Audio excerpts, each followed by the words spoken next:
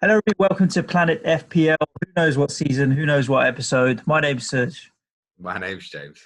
and we're going hood now, James. Remote recording, um, Boo. bit of Zoom, bit of this, bit of that, and what else can we do? Not a lot, mate. Life goes on. So you have a sick one in the house. I do, yeah. He's not at his Oh, best. He's not at his best. I don't know if he's got it. He's got something that he's had for a few days now. He's a little bit lifeless at moments, but me and the wife showing no symptoms. We're okay. good, good, good. Hopefully you don't catch it off him. To be honest, I'd take it straight off him, mate, because it's not fun watching him with it, if that's what he's got. Yeah, I know what you mean. You'd rather be yourself sick than him, but boy, it's been a crazy weekend. It's been a quiet weekend. Did you get out and about much? Did you do anything interesting? We went for a walk for about half hour on Saturday. Yeah, we went on Sunday. It was bloody cold. Yeah, it was freezing on Saturday, yeah. Really nice like, and sunny, but Baltic. Yeah, hopefully warm weather is on the way soon. But March often feels like a month that's getting colder and colder every year as our climate changes. That's how it feels to me true. anyway. Yeah, on the other end, September's always quite sunny nowadays. So yeah, it's maybe a change in seasons. I managed to get out to my mum's yesterday, delivered some flowers, spent all of like 3 minutes there, just safety first, and went to my in-laws and delivered some flowers there again, in and out, job done, and off we go. Nothing interesting. I didn't go. It's sad, mate. I couldn't be taking Harry round now. No, it doesn't make sense. We had not at all. We had a call on that video call. Yeah. Is at least we've got those things we can do now, whereas like even 20 years ago, you wouldn't have even had a video call, would you? No, exactly. You imagine trying to do the dial-up on the internet then. Yeah. So my mum's next door neighbour's a florist. She's got a little florist shop not far from where we live. So I popped in there in the morning at 9 o'clock yesterday saying, look, sort me out some flowers. And she said, come back in a couple of hours because you can't wait around in the shop. But she was saying that they had obviously a million deliveries to do in the morning from Interflora or whatever. Almost all the cards without fail, she was saying, sorry, I can't be with you today. Which is, the theme of the day yesterday. Yeah, shit. As I said to people, like, it's awful, but just remember it's for a purpose, isn't it? Yeah, it is indeed. So we said we were going to do a bit of Q&A this morning. Yeah, before we do, should we just run through the obvious in terms of where we're at Premier League-wise and what our current thoughts are? So my current thoughts are, I didn't realise, I'd been so switched off, I didn't realise it was a Friday deadline last week. No transfer, mate, no? I burnt it. That's all right. Well, I was ready to go. I was ready to go Saturday morning and make my transfer. I was going to sell Salah and bring in Mane, and then consider what I was going to do with the rest of the money, and I didn't do it. That's interesting because I actually made 2 FTs. I went Salah to Mane. Yeah. I went Maddison to Bruno Fernandes. Yeah, I'd already got rid of Maddison. If I want to get Fernandes, I'd have to make 2 other moves, which would be downgrading Jamie Vardy to give me the money to turn. One of the reasons I used the 2 as well was like, that means because obviously this coming week would have been internationals. So there is no deadline this week. And then that means there's another weekend. So I don't even have to think about it at all for 3 weeks now. So that was my thinking behind just do 2 as well. It's not like we're going to be getting injury news or anything. No, exactly. You could hear, Bruno Fernandes has got it. So what? It's not going to make a difference in 3 months' time or whenever it comes back. It just doesn't matter, does it? So the verdict is now no football until at least the end of April.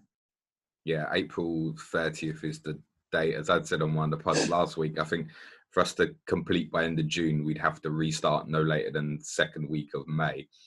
There is a suggestion that that's the sort of thing that they're aiming for. I suggest that if that's what they're thinking, football is probably hiding behind something at the moment. Like, it's not going to happen, unfortunately. I know it's not what people want to hear, but I just can't see any football till summer at the very, very earliest. I don't think any of us can really even put a timescale in terms of hope or predictions.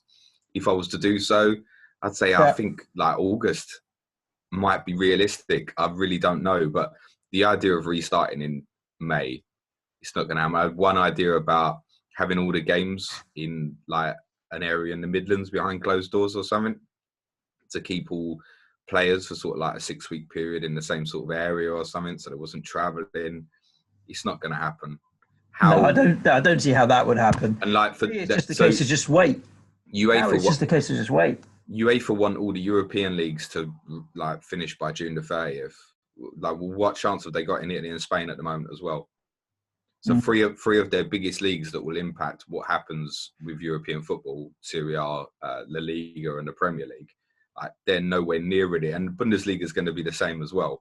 Yeah. So, and as I said, like the Premier League will be at the beck of call a little bit of in terms of what UEFA want to do. UEFA should do the right thing and say there's no UEFA competitions next season. They should. I really think they should get round to announcing that now, because the travel implications are going to be horrendous anyway for a long-standing period. Travel might get shut down, I don't know, for longer than we imagine. And I think that would be the right thing for UEFA to do. But money talks, mate, unfortunately. Travel is shut down now, right? The government's advice is... of course, but I mean, in terms of, I don't know, Spain were obviously very quick to say we're not letting flights from Italy come in. That might go on for 6 months or so, and then what are you doing? Yeah, crazy times. And hopefully everybody is out there and is safe. I think, to be honest with you, one of the questions I was going to ask you was, how's Twitter? Because I haven't logged on for 3 or 4 days. That's a bit like your Sky team then. Other than, I can't be making transfers in that either now. Other than I was going to stick a message out on Happy Mother's Day yesterday, and I just didn't even feel that oomph to get out and get onto Twitter yesterday. Is it quiet? And I tell you why I asked the question. Given episode, normally we always put a tweet out asking for questions, and if we get less than 60, I'm surprised. We haven't even got to 30. There's no football such.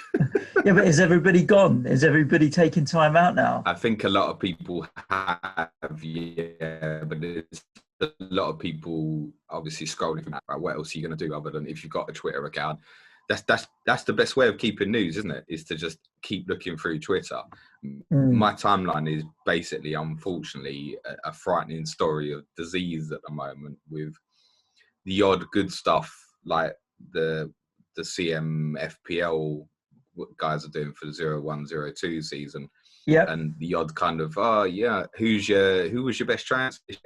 Who's your favourite ever footballer? And there's a few people trying to keep things like that going, which is good, because I really, it's important for me to know what's happening from a timeline perspective of what's happening in the world. But I really go on Twitter to see what people's thoughts are on football. So that's where we have a responsibility, Suj, to keep bringing the football, right? The football or the entertainment. Someone's got to do it, so we'll keep doing it. I'm just looking at these 28 questions, and I don't think there's very many football-related questions in there, to be honest with you, James. That's all right, because I said that we'd have banter on this one, and the next 3 days are going to be solid football, so that's all right. What we got? Can we do banter at 8:15 in the morning without having had a couple of pints? It's the most weird time to... I'm going to be honest, I've got no booze in the house. I bet you that I go a couple of months with no beer and still put on weight. Oof. Well, that's a challenge. Get walking. I'm looking forward to it. Not. Should we answer some of these questions then? Go on, mate. Let's start at the bottom and work our way up. And I think we've got enough time to get through all of them. Loser gets a tattoo of your logo. Nah. I ain't tattooing shit, nah. You don't have any tattoos, do you? No. I don't have any tattoos either. I want one, and I've wanted one for a long time, but I've never got around to figuring out what I want. And the longer I leave it, the more I'm less likely to ever get it done. And also my whole arm done as well. I don't want like one little tattoo. I think if you're going to do it big. I know what I'd want. It would say something Premier League champions. So I won't ever be having one. So move on. Would you do that if you won the title? If we won the title, I'd get it done on my forehead. Fuck everyone. Oh dear, yeah, we're not flipping a coin, my friend. FPL Canada asked that. Neil Ottawa FPL, interesting FPL handle because of his question that he's asked. If time and money were no option, where would you want to travel and visit? A, with your family, or two, just the two of us? Do you know where you'd want to go with your family? Well, yeah, Mallorca, but I ain't going now. It's cancelled. Did you get your deposit back? No, well, we haven't paid the remaining amount. The balance, but you should get your deposit back as well. Yeah, ours is cancelled as well. But so Neil said Ottawa. I'm assuming he's in Ottawa because of his putting it in. Yeah, I think he's out there. Yeah. Yeah. No, Canada's a decent shout, but I would like to go to Japan.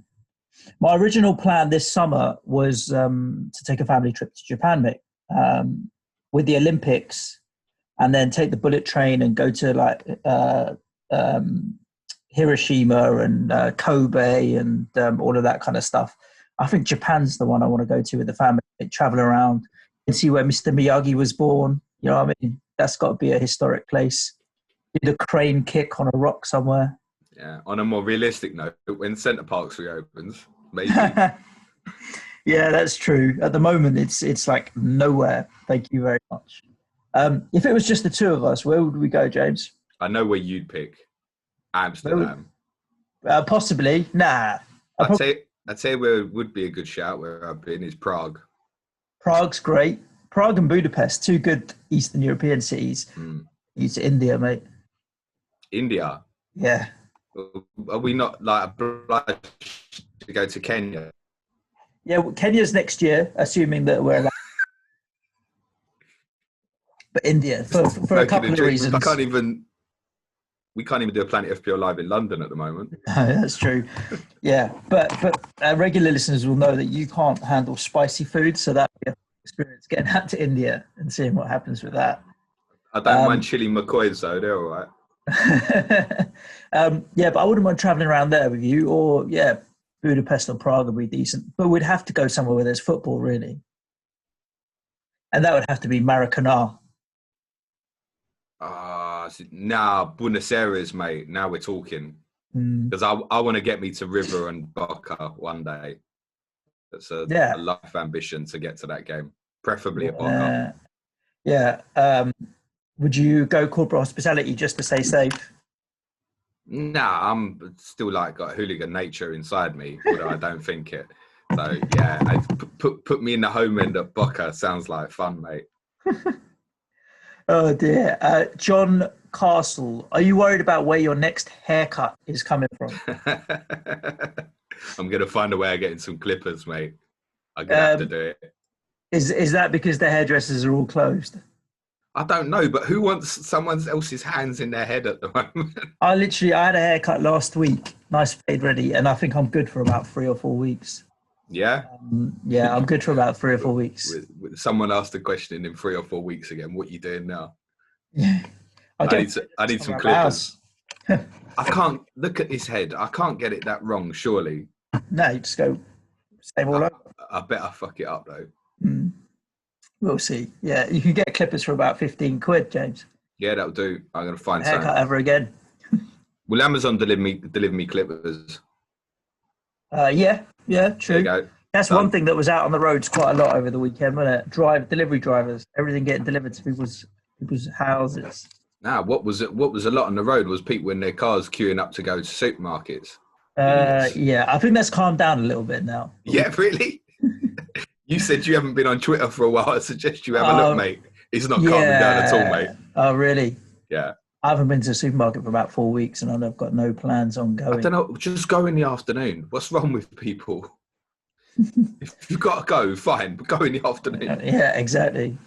We got Bobby Love FPL coming in with a question. Thank you, Bobby, for the question. The golden England generation of the 2000s, which manager or tactics would you feel at the time would have helped them achieve what they should have on paper? Oh. It's interesting. I was listening to Sven was on MNF the other week, wasn't he? I think it was he did his Villa game. His team, his favourite and team. He still picked the midfield with Scholes on the left. Yeah. From 2004. Yeah. Gerrard and And Lampard, 16 years on, he's not changed his mind. Unbelievable. You could pick that same four in midfield in the diamond, and it just fixes everything. Yeah. We had one of the best attacking fullbacks on the planet in Ashley Cole. And Gary Neville was obviously a very competent right back. I don't think he would have appreciated that role, but then Beckham had a natural instinct to drop deep and come to the right anyway. You could play exactly the same team, play a diamond, and it would have solved the problem. At that time, Gerrard could play the holding role. Yeah, he would have been the one best suited to it. But it ended up basically being Lampard. Yeah. Or you sacrifice one. You'd have said, okay, fine. It wasn't like we didn't have talented players who could play out wide. In 2004, he took Kieran Dyer and Joe Cole to the Euros. I had to look that up when I saw this question because I couldn't remember who he took. Yeah. Couldn't remember who he took. And then you just, at that time, you wouldn't have played Lampard. You'd have played Gerrard and Scholes in the middle together. The problem was he couldn't deviate from the two up front because Rooney had emerged in that year and there was no way he would drop Michael Owen. And it might have even been a blessing that, or not a blessing that Rooney got injured, but the fact that he did get injured against Portugal, had we beaten them, we probably would have gone to 5 in midfield in a semi-final. And it probably would have been a major benefit if you'd have stuck an extra body in there holding midfield, a Nicky Butt or someone like that. Who would have done best of it? Anybody. Which manager at the time? I mean, Sven was decent enough at the time, but anybody with tactical now. So I don't think Sven had it. Sven was the right thing for England at the right time in the fact that the players needed like a cuddle, needed to be told that they were good players. But then what happened from, say, the 5-1 in Germany was all these brilliant kids emerged together. And obviously later than sort of 04, you had your John Terrys and the likes to go on top of that as well. Yeah, anybody with a tactical nous, because no other proper manager would have been playing Paul Scholes wide on the left. The joke. I would have rather not played Gerrard and Lampard and just played Scholes with a holding midfield player. Me personally. Do you think that team was overhyped a little bit as like this golden generation? They were good but there were still other teams out there that were better or had as good players on paper. For us, it was a golden generation because it was the best that we've had for a long, long time. But that doesn't mean that they were the world beaters on the world stage. They were just the best that we had for a while. I'd say 2004, other than France, who obviously went out in the quarters as well, to Greece, England was strong as anyone. The Czech Republic had a very good side. The Dutch rotate. Portugal obviously had a very young Cristiano Ronaldo and had home advantage. But Germany were rubbish. Spain were rubbish. It was there for the taking. Whereas 2006 didn't feel that way so much when we lost to Portugal. He didn't help himself the fact that obviously Owen got injured early in the tournament. He had Crouchy, Rooney wasn't fit, and then he took Walcott instead of Defoe. And again, if we'd have won on penalties in that game, God knows what he'd have done with the lineup in the semi-final. That team at 2006 was just starting to show the first signs of aging a little bit. Whereas at 04 in the Euros in Portugal, it really felt like it was at its peak. Like if England had beat Portugal that night, I'm convinced we would have won it. Interesting. Yeah. Let's move on to Tom Tbrowski. How are you, Tom? Hope you're doing all right. Which player will come back from this time off the most out of shape? Dombele, isn't it? Well, he left out of shape. How bad will he look? Eden Hazard would be an interesting one at Madrid because he definitely enjoyed his summer, didn't he? He was like, I've signed for my boyhood club. I'm going to go and eat and drink for the 2 months. I was thinking probably Jack Wilshere. All right. But Jack Wilshere doesn't train anyway, does he? No. To be fair, he's an enigma. I reckon he'll be let go this summer. I reckon they'll just get rid of his contract. Yeah. So why do you want that 100 grand or whatever it is on your books? I think it's a bit more than that. I think you're 120 right. 120 odd. Yeah, I think you're right. Who else would come back out of shape? Who likes their food a little?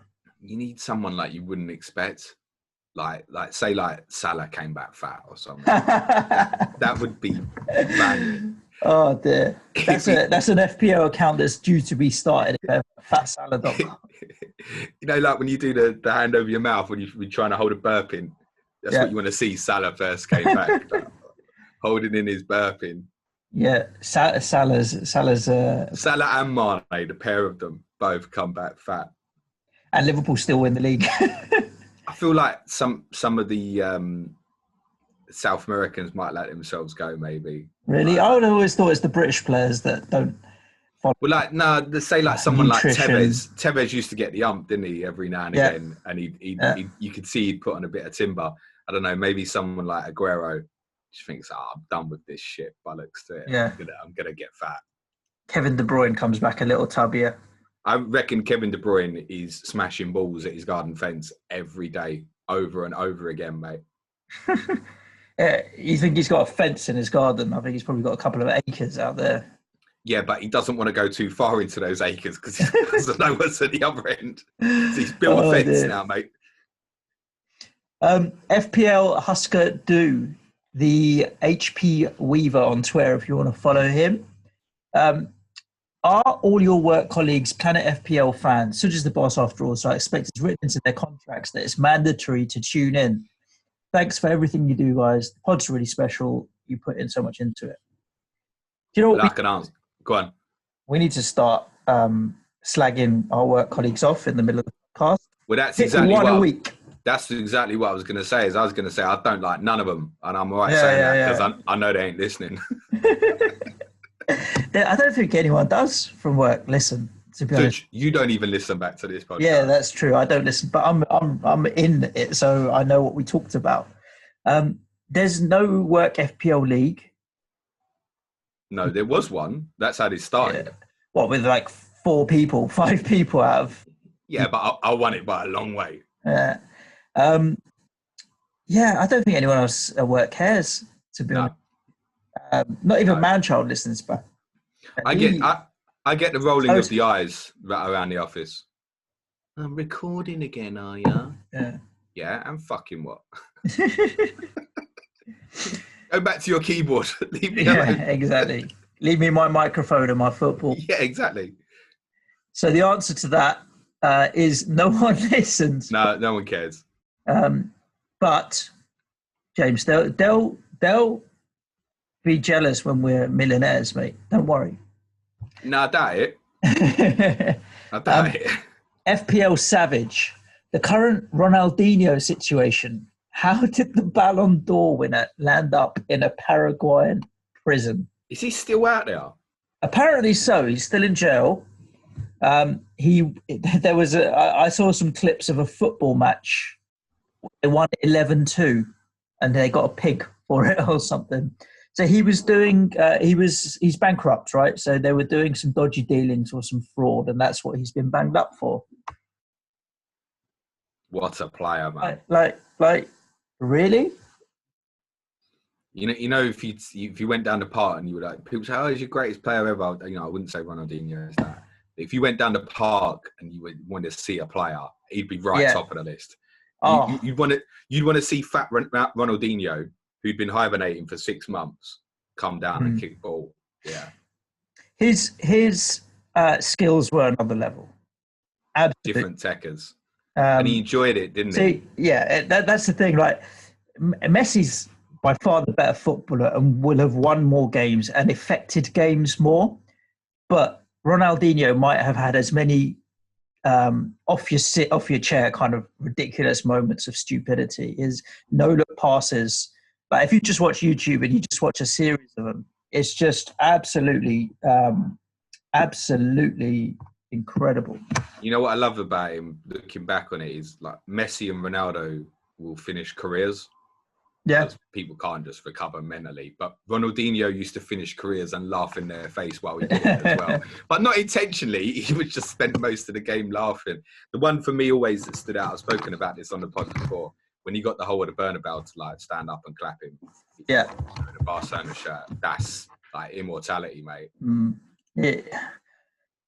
It's not the first time it's happened. That footballers have gone bankrupt and all the rest of that kind of stuff at all. He can go and join his mate, the other Ronnie, and play poker or something. Yeah, true.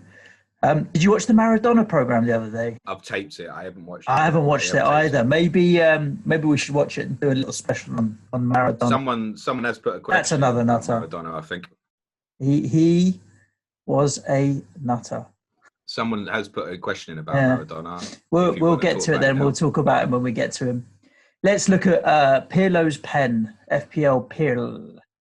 Who would win in a 1v1 tables, ladders and chairs wrestling match, James or Suj? What's a tables, ladders and chairs, James? Well, that's the fact that I have to ask the question. Yeah. I don't watch WWE.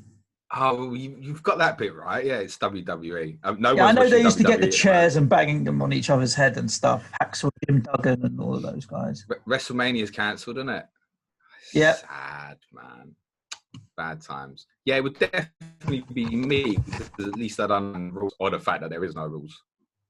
Right, okay, so anything goes. Yeah, and then you have to climb a ladder and like get the thing you need to win. Oh, okay. Which I have a vertigo problem, maybe that might give me some issues. Is there like a pole in the middle of the ring with like a... No, you have to put the ladder there and climb the ladder. Oh, okay. Smashing the shit out of each other with chairs and throwing people through tables. Come on, Suj, isn't this obvious?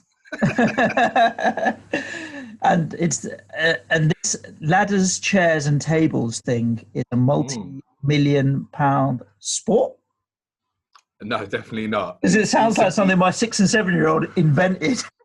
Yeah, it probably was invented by someone like that, or someone in their 60s or 70s called Vince.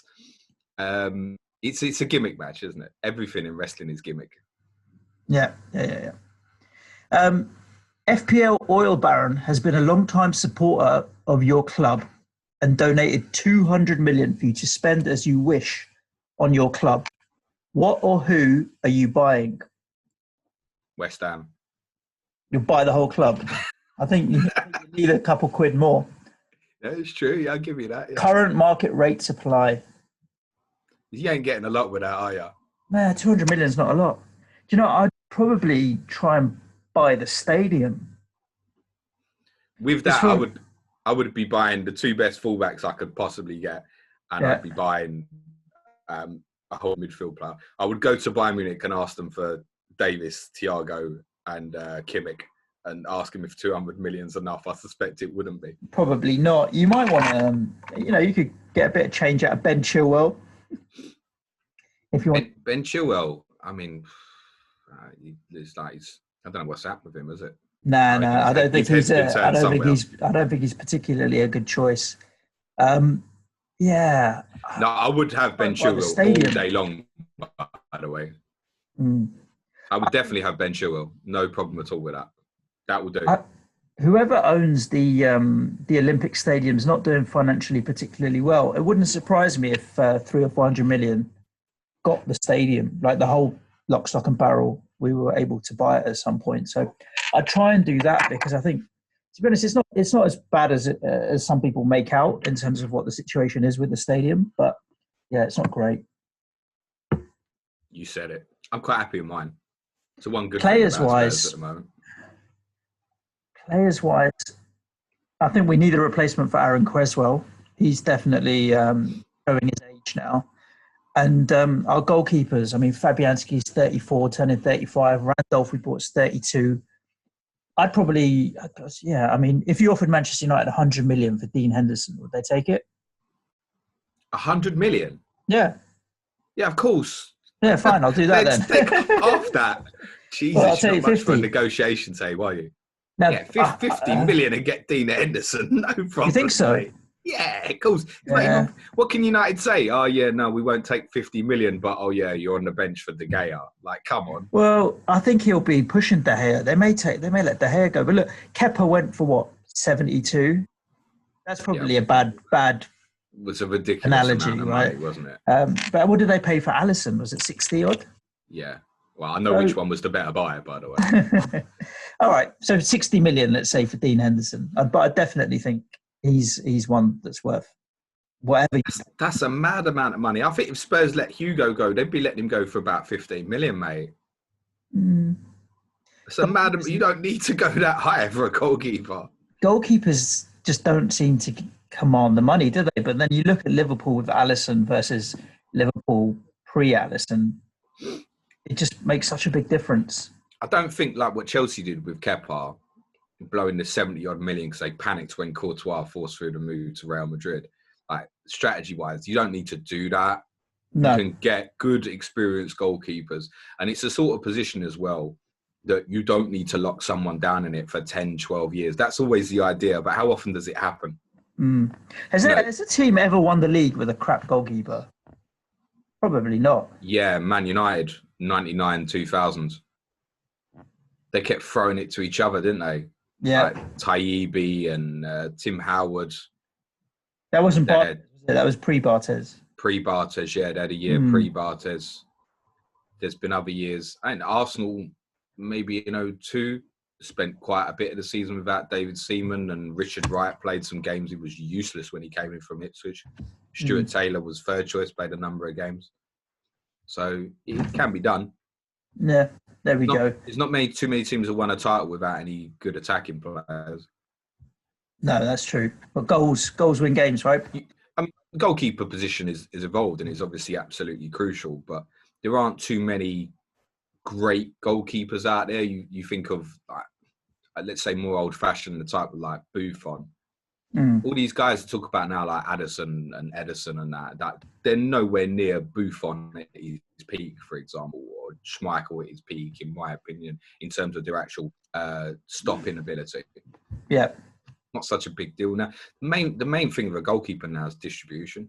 That's why, like, Guardiola's not bothered with Bravo, is he? I know City fans hate it, but all he's thinking about is how can they attack offensively when he's got the ball. Yeah. Sizzlers at FPL SMR. With FPL having allowed blank game weeks to run from 30 to 35, is it pretty obvious remaining fixtures will now be squeezed between 36 and 38? I was getting a bit close to the webcam there. No, because we ain't restarting in game week 36. No. The thing is, like I explained, you saying, you burnt the transfer. Exactly. So what? Say we did restart in game week 36. You and I got the same chips left, right? Wild card, free hit, bench boost. So what we're building towards 36. Then what we're going to do? We're going to free hit in 36, wild card in 37, and bench boost in 38.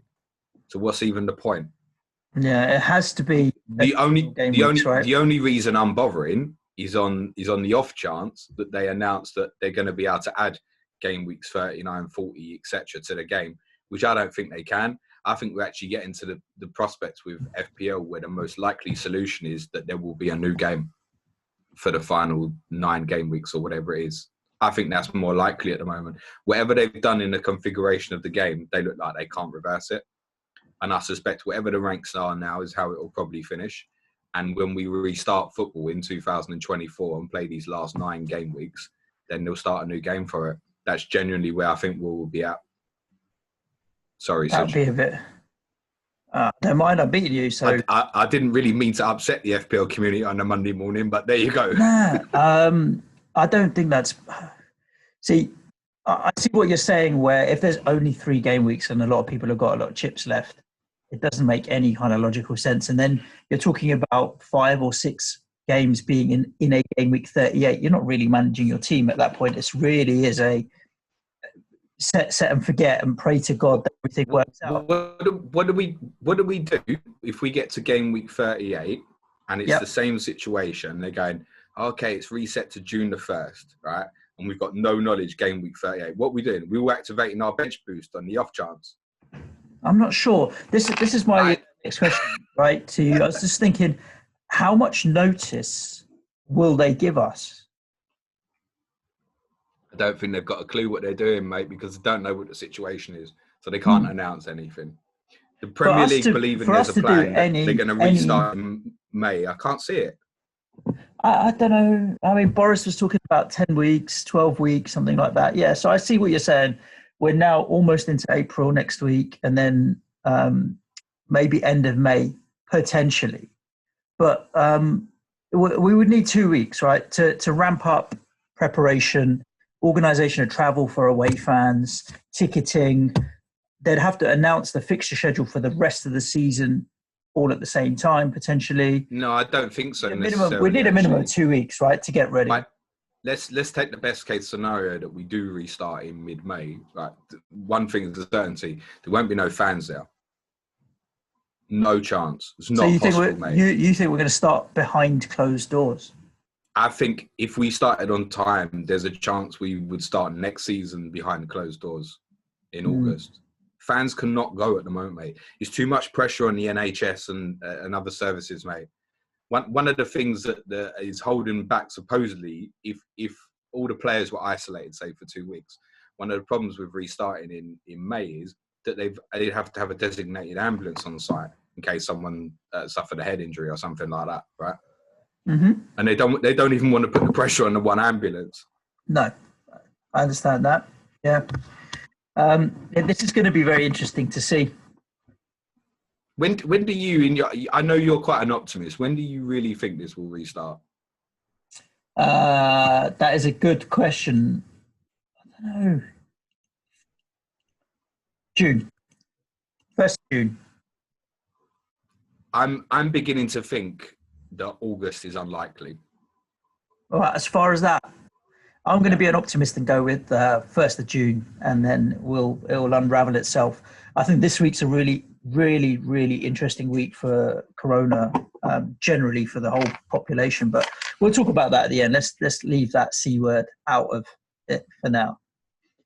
Next, fancy words done. FPL governor, who asks, so Suj and James each, who's the hardest, dirtiest, and most nuttiest player you've ever seen in the flesh play for Spurs and West Ham, and who'd win it in a ruck out of both of them? I know your answer. Do you even need to answer? Yeah. Well, straight up Julian Dix, but I never saw him play in the flesh. I got my picture with him. So my boy must have been like 2 or 3 then. God knows. Thank you for the audio listeners. Julian, holding up a photograph to I have it on my desk at work, which is Julian Dix, Alvin Martin, me and my eldest son at the FA Cup. It's the closest we're ever going to get to it for a little while. He must be the hardest. I don't think he was as dirty as made out. He didn't get that many yellow cards and red cards, I think, relative to some. But you just look at him and he'd probably just give up. Do you know who I'd want to put up against Dix just for jokes? Is Stefan Freund, because Freund would win out the day because he would wind Dix up so bad Dix would get sent off. Was he a wind-up merchant? He used to. I remember we played United one game, and the last 5 minutes of the game, Roy Keane just basically spent the game chasing Dix around the pitch. Chasing Freund around the pitch. Yeah. The game was done, and Roy Keane just spent the game. I'm gonna, like we did with Alfie Haaland. He's like, I'm gonna take you out, mate. Freud just kept running away from him. Freud knew what was coming. Roy Keane was going for him. I would go for, and I think you'd win this, but I'd probably go for Davids. Edgar Davids. Yeah, he could look after himself, Edgar, mate. Yeah, he was pretty decent. You couldn't poke him in the eyes. I guess that would be one disadvantage that Julian Dix would have. To just hang him. You look at some of your centre-backs that you've had over the years, big units. Even Davinson Sanchez right now, he's a unit and a half, isn't he? Yeah, we've probably had bigger ones than that and dirtier ones than that. But I'm going to tell you what, Suj, you can have this. Dix would take any of them, mate. Yeah. And if this was where's your trophy? If this was ladders, chairs, and tables, I'd turn it into a tag team, and I'd wang on Neil Ruddock as his tag team partner. So you got Julian Dix and Razor Ruddock. That's enough. Well, I'll have the clone of Ruddock. I'll have the clone of Ruddock that was at Spurs and a little bit thinner. Do you know one of my favourite April Fool's Day next week? Right, I remember Neil Ruddock came out with the Adidas Predator headband. I don't know if you remember that. I must have been in like 94, 95, maybe something around then. I don't know if you remember that. Do you remember boots came out with the fins on them that apparently that Bex maybe. I remember the Predators, right? Yeah. They on April Fool's Day they released this headband that had these kind of ridges and fins on it. Neil Rudd campaign, so you can head the ball. When you head the ball, you can put swerve on the ball. It's pretty funny. That was a good April Fool's. I've thought of one actually. It might take you on. Go on Pat Vanden Houwe. Pat Vanden Houwe. Yeah, played for the Spurs 91 Cup winning sides. Everton fans will remember him as well. He was a reckless nutcase as well. Really? Yeah. He'd probably be the one to give Dix the serious threat. Right, let's move it on. We've got a few to get through. AB question here: Van Nistelrooy or Henry, both priced at 13 million. And you know what that's for, don't you? That's for the CM0102 game. Are you going to play, Serge? Yeah. I was going to ask you. What's the deadline? They're hoping to launch the game today, and game week 1 they're hoping will be Saturday. But fair play to the lads. They're trying to test it inside out to make sure everything works. Yeah, I mean, when you roll something like this out, even if they get 1,000 players in, like managing, that's going to be a hell of a job. So I think all I need is you to tell me what I need to do, because it's a bit hectic at work at the moment. So like if there's deadlines or I need to go into like somewhere and do something, and don't tell me on Twitter because I don't even log into Twitter. So, slide into my messages, James. Serge, I sent you the Leicester team the other week and you didn't look at it. Yeah, true. So I'm going to go Henry. I'm not sure this works. I will go for Van Nistelrooy. I think on paper, Van Nistelrooy. Just think higher ceiling. Yeah, but if you ask me in real life, Henry every day of the week. Yeah, Terry Henry. Yeah. But for the game, Van Nistelrooy, I think. FPL pessimistic potato. What are your go-to karaoke songs? Oh my gosh, I used to do REM "Losing My Religion" a bit. Not that I was an REM fan. It was an easy one.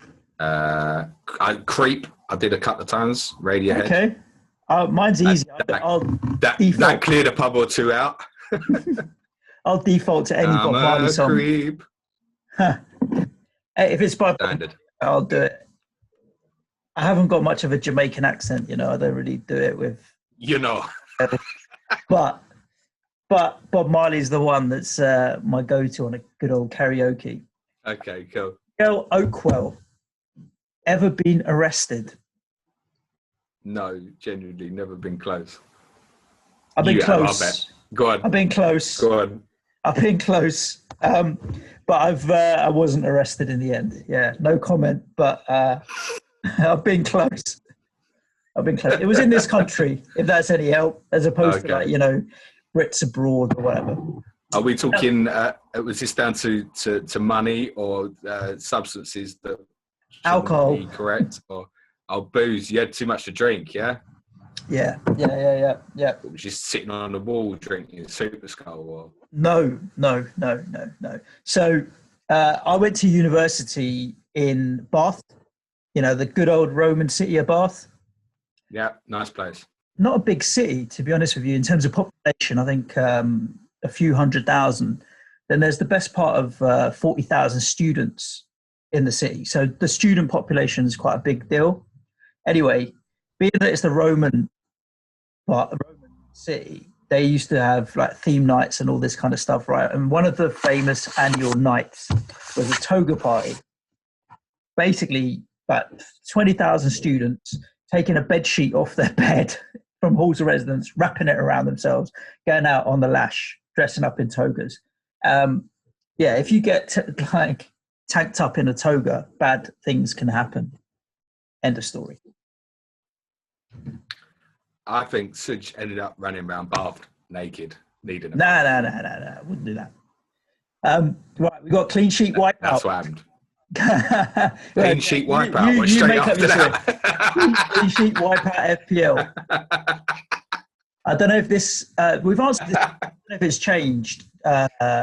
You're on death row. What's your final ever meal and drink of choice?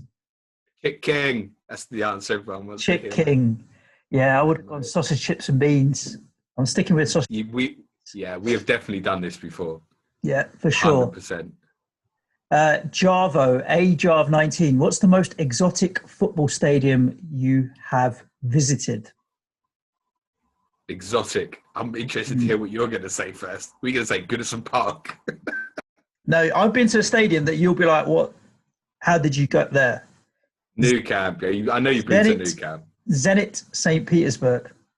Oh, nice. 2001. I was out there 2001-2. So I was out there for a whole year. And no.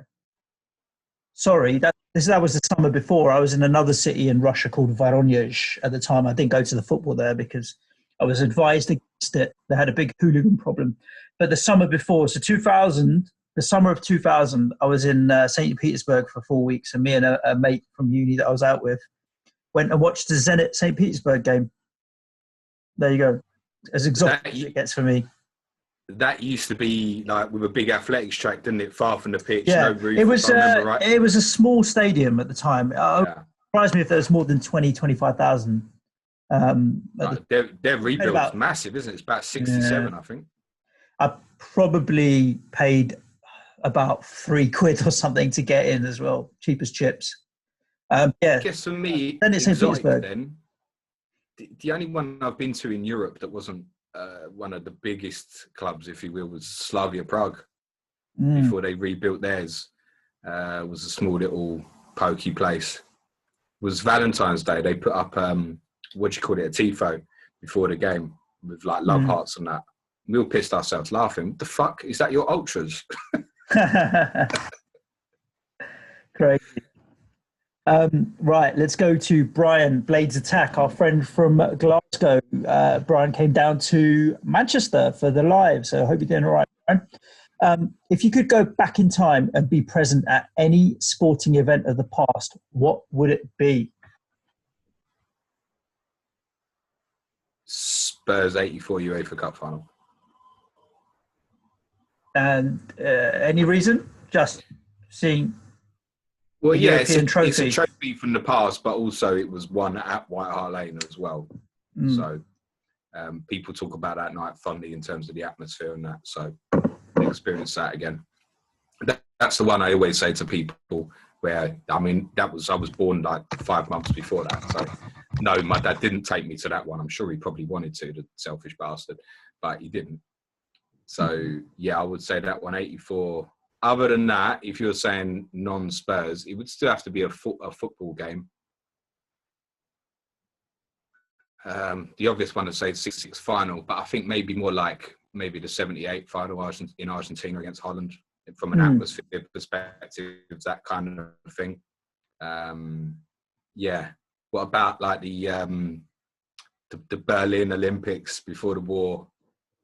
Yeah, maybe. That might have been interesting. Yeah, I'm going to go with, and this is based purely off the movie, but I'm going to go with Ali Foreman, Rumble in the Jungle. Nice.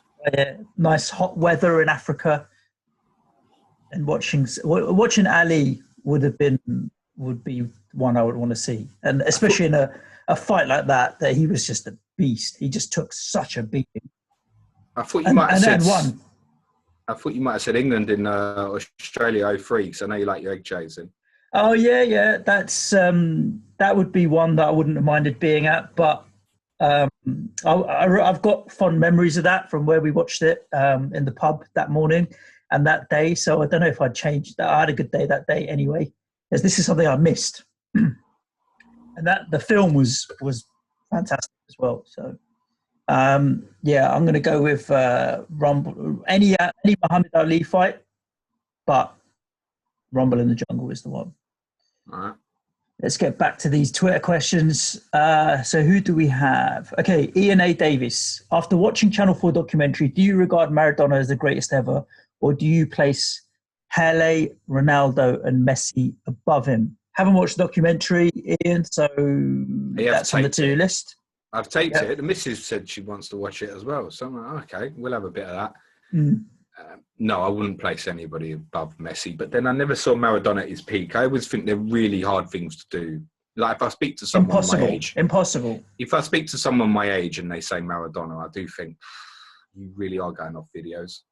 Yeah. And I don't know if there's ever a right comparison. People say, oh, Messi hasn't won a World Cup. But I'd go, well, Maradona, where's your Champions Leagues? But then people go, yeah, but look what Maradona did at Napoli, taking them to Serie A title and that.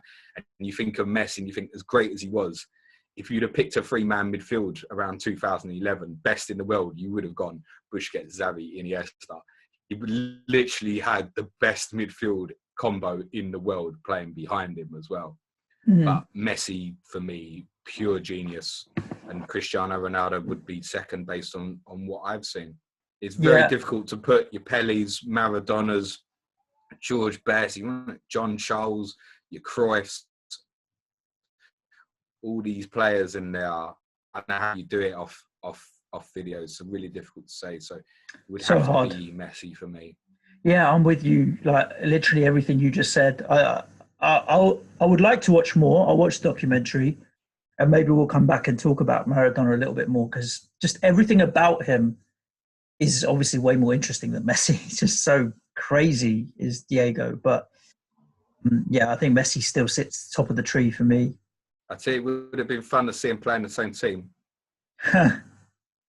If you had to, go on. I was going to say, same for Messi and Ronaldo as well. It would have been great to have seen it somewhere for a year. Imagine them, they just rock up at Norwich together for a year. See what happens. If you had to, this is from Jimmy Mac and Cheese. If you had to do Planet FPL, come dine with me, what would you cook each other? I'll cook you beans on toast. With sausages, please. Yeah, I can do that, yeah. Okay. I'll do your fry up. I'll make you a roast, I reckon.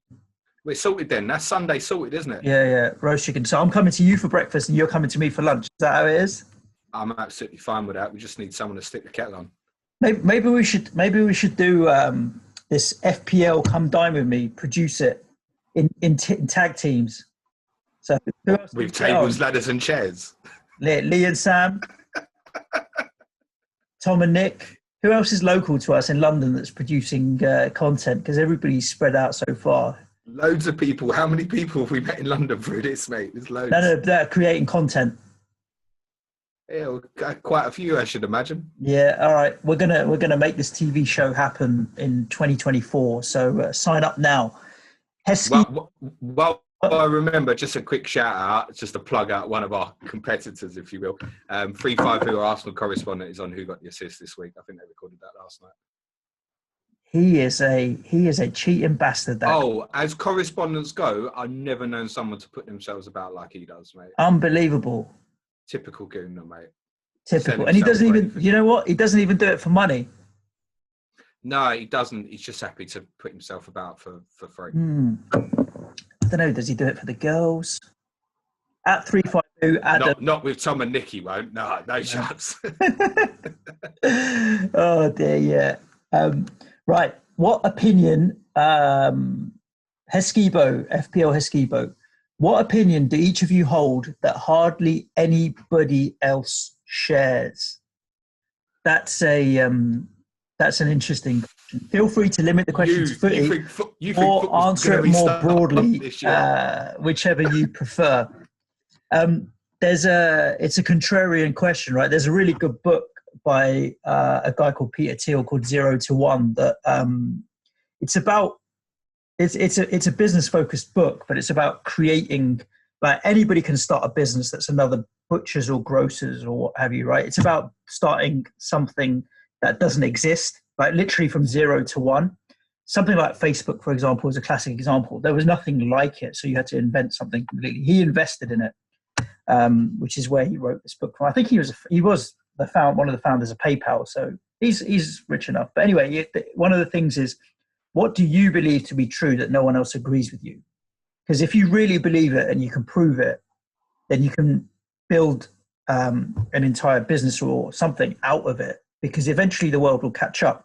Anybody that's been a great thinker of their time was also ahead of their time at some point, more likely than not, right? Whether it be football managers as well, you'd think they were ahead of their time in the way they see the game or thought about things. So that's an interesting one. What do you, oh man, Wow, these are the kind of questions that we need like 2 days in. That was philosophical. Yeah, we need 2 days to think about these kind of questions. Yeah, I hadn't given any thought, so I'll just say like eating baked beans cold is okay. And you never know, there might be a baked bean themed bar. We might need to. That's true as well. That day's coming. That day's coming. Yeah. Yeah. I'm going to come back to you, Eskib, on that. I'm going to write that down and think about it. So tweet it. FPL Thomas, top 3 goal celebrations of all time. Well, I know the number one, 100%. Klinsmann dive. Yeah. That was. I like Jimmy Bullard. That's not number one, by the way. I'm just putting it in there. Jimmy Bullard on the pitch. Adebayor for Man City against Arsenal. Yeah. I mean, Antonio's dance. Oh, piss off, mate. I have to stop before He did well Friday night, didn't he? I have to stop before I think about it. Hold on. Planet FPL Derby Friday night. I have no idea, to be honest with you. What happened? Did he get battered on there? Yeah, he did. He really did. Sessignon beat him 2-0. And Sessignon missed 2 penalties as well. Oh, really? Yeah, he sent. You know, Sessegnon's had plenty of time to be playing PlayStation on the bench all season, hasn't he? The deal was that whoever lost was put something on full kit on Twitter, and Antonio's in hiding, mate. There's nothing yet. So let's see your little stupid dance now, mate. He'll do it in a Tottenham kit. The best goal celebration of all time, at any question, is Marco Tardelli for Italy in the 1982 World Cup final. It's unquestionable. Any other answer is wrong. Google it for those that haven't seen it. Mate, that's the bollocks of goal celebrations. Right, we've got a few more to get through here. We got Bradley Lewandon. If the league doesn't start again until next year, will Brighton be the first team in history not to win a game in a calendar year? I really hope not. Yeah. Wow. That's some fault, isn't it? They not won this calendar year, Brighton. I keep sticking up for them, don't I? I can't keep doing it. They're in trouble. No one's in trouble, mate. No one's in trouble for any amount of time at the moment. Yeah, I guess that's possible. Yeah. But you'd probably prefer that rather than a restart and go down. So, I don't know. FPL DC 82, top 3 must-have players when we get going in game week 36. Hit me. What, for FPL? Yeah, I'm tapping out of this. Game week 36. Stop it. No one gives a shit. No one cares. 3 Liverpool players. Bruno Fernandes, Sadio, and Trent. No one cares. Whatever. Whoever you want. How about Harry Kane, Heung-min Son? Players returning from injury, maybe. Potentially, yeah. And our friend Jeff Holt, he's got 3 questions in. And we'll forgive him because he does so much hard work for the community and does a lot and puts a lot of content out as well. So you can have as many questions as you like. First one, you've encouraged him now, so there'll be 20 next week. Well, if time allows, there's only 3 from Jeff and 1 from Amber, so we can stomach those. All right, go on, hit it. Right, Jeff. As we are all indoors, let's think about the most memorable moments we have seen through previous travel. I'm going for Valletta Harbour, filled with the USS JFK, Vatican City, joint appearance by pre-UEFA Cup final fans, Juve and PSV, and the Pope, and the League Cup, Wembley, 1988, Luton Town 3, Arsenal 2. Sidge, I have no idea until you mentioned the 88 League Cup final what the fuck you were talking about. I think he's just recounting some memorable travel experiences in the past. Amsterdam. There you go. Memorable. I am going to go with, I was traveling to Barcelona for my brother's stag do 2 years ago. 2 years and, probably about 2 years ago now. And I was at Stansted Airport. We were jumping on the EasyJet to Barcelona, and I saw Robbie from AFTV at the airport at 6 in the morning. I think they were playing in Bulgaria or somewhere like that at the time in the UEFA on a Thursday. And we said hello, and that was it. That was a very memorable moment for me. I said, all right, mate, and then shook his hand and carried on. Jesus Christ. What's the next question? Oh dear. With the current situation, do you know what? Just to pause on that, what I'm actually finding a little bit interesting during this pause is what other content creators are doing to fill the time. Absolutely fascinating. Anyway, Similar shit. Most are filling it with good hand washing guides and stay safe and all of that. No, most people are doing like Football Manager Throwback. or FIFA or stuff like that. There's so much of it you can watch, can't you? Now. But yeah, good luck to everybody doing their own thing. Yeah. With the current situation, all the established superheroes are busy. So the FPL community is been asked to supply replacements. I suggest you ask Suj Brain Singh and James Dr. Knowledge Linden to suggest FPL content providers and their crime-fighting pseudonyms. What? So we have to you've got Tom Stats Ninja Cantle, for example, because he likes his stats.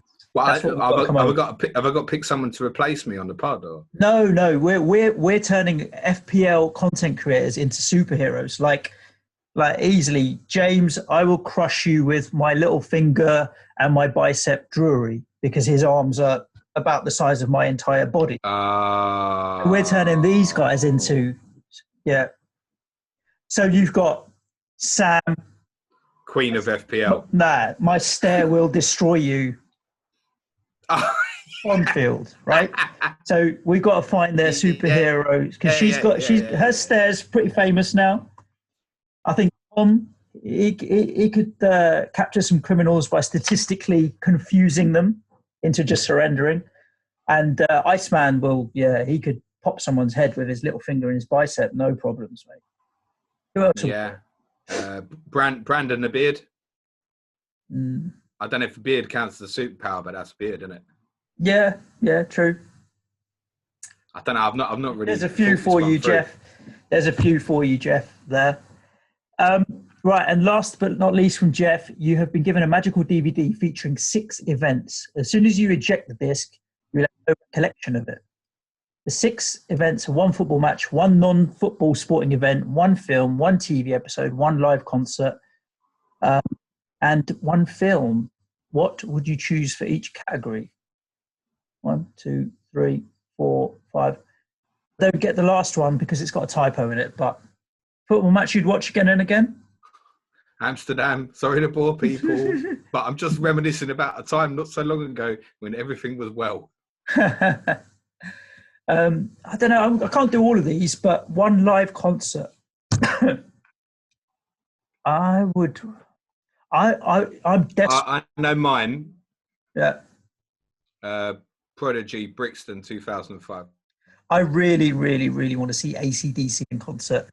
I never used to listen to their music a lot, but my little guy plays the guitar now and he's really into their stuff. So we listen quite a bit in the car, and I want to go and see him in concert. Definitely. Nice. TV episode. I'd find an episode of Black Mirror. Have you ever watched Black Mirror on Netflix? No. There's some weird stuff in Black Mirror. Watch 1 episode and you'll be like, "What? This is weird." I ain't got time. The only series I watch at the moment is I still watch The Walking Hey Dead. Dougie. Hey Dougie. Yeah, it's the Walking Dead, which has been very good actually the last few episodes. It calmed down. A lot of people fell, but actually they've got back to their roots of what's very good at that at the moment. I like Nice. Dexter, but it was such a bad ending. Dexter was, as soon as that was on, I had to watch it. What's the next one?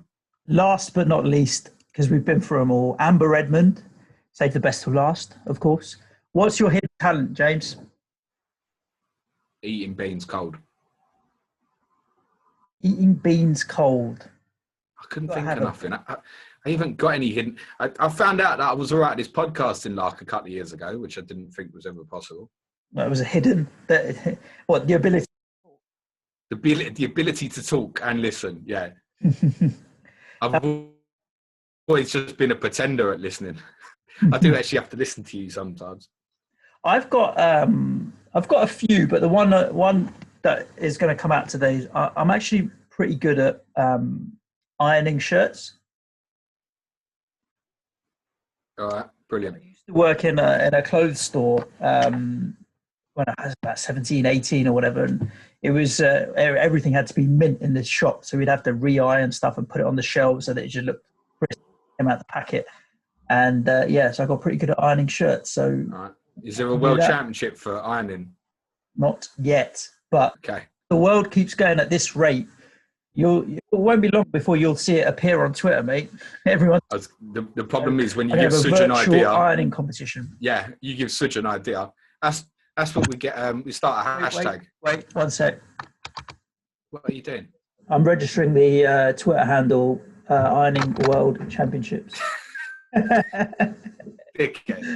Oh dear. Why don't you tell everybody what we've got for the rest of the week for them so that they can anticipate and not worry about boredom on the horizon? Tomorrow on Tuesday, revised timetable for the People's Poll, which will now be on Tuesdays. We will be covering the current situation in the National League. As soon as I sent the vote out on Sunday, Suj was buzzing for this option to win. I probably don't need to sell it anymore. A club close to his heart, Barnet, is in big trouble amongst it as well. And I reckon Suj might have even done some research, maybe. Yeah. Is that true? Not yet. Yeah. It's just, don't worry, by the time we record it, we'll be good. Are you just registering your ironing world championships while you're tired? Yeah. While I'm talking. Okay, cool. We will be, because it's not recorded yet. So by the time we record, we will have plenty of information. I might even go to Barnet. I'll record from outside with the phone. All right. Cool. Probably will. Yeah. That would be a good Wednesday. idea, but don't fucking go outside at the moment. Wednesday, we will be doing a quiz. It's not FPL, it's football. As a nod to our friends who are launching this Championship Manager FPL game, I can reveal it will be based on the 2001-02 football season. The majority. Okay, ties in nicely with the Champ Man. Yeah, a little nod to them. It won't all be Premier League, but the majority of it will be Premier League based. If you want do some detail on 01, 02, some of the questions will be easy, some of them will be hard. And on Thursday, we're now starting our throwbacks. I'm not going to tell you what it's on yet, but the title will be The Forgotten Champions. Mm-hmm. And we'll not this week because the game won't be live, but we maybe will give a rundown on our Champ Fantasy Man 2001-2 teams if we're ready by then as well to talk about some of those players. Yeah, cool. And then Friday you'll stream. I'll stream Friday, yeah. Lovely, jubbly. So there we go. That's our episode for the week for the main pod. I hope you enjoyed it. I know it's a little bit unconventional in terms of audio. Here's to fingers crossed the audio quality has been good and you can keep up to date with it all on YouTube. Do stay in touch on Twitter with James at Planet FPL Pod. You can tag me at Sujan Shah. I may respond when it comes back down to it. And thank you for joining us. Stay tuned. Ciao for now. Be nice to everybody. Cue music, man, child.